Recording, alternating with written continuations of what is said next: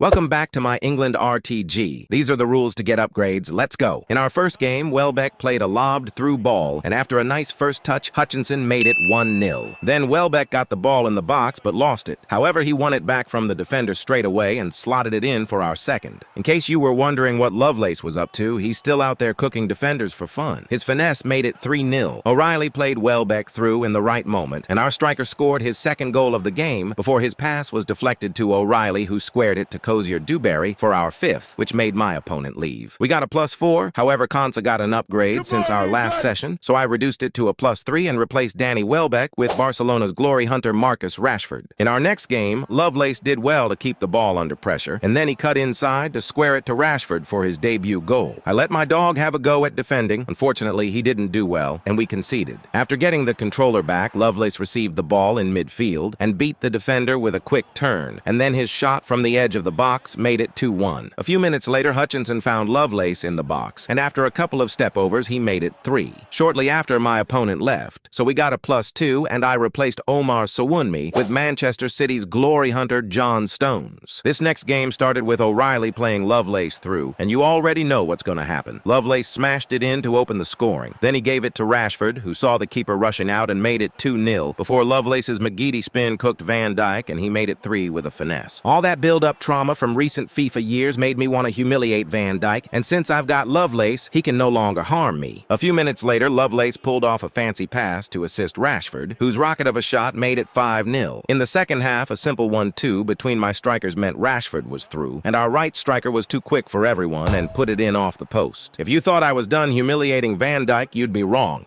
Rashford's elastico and low-driven finish made it 7. Then Rashford found Hutchinson at the edge of the box, and our right midfielder did well to create space for himself to make it 8, before Lovelace passed it out to Rashford, who waited for his strike partner's run to play him through, which resulted in Lovelace's 4th goal. We managed to make it 10 just before the end, with Lovelace and Rashford collecting a bunch of goals and assists, which in the end gave us a +6. I split that up to replace Nico O'Reilly with Arsenal's glory hunter Declan Rice, and I also replaced Luke Shaw with Newcastle's showdown Tino Livramento. Lovelace has now passed the 200-goal milestone, and he's far from done. Goodbye.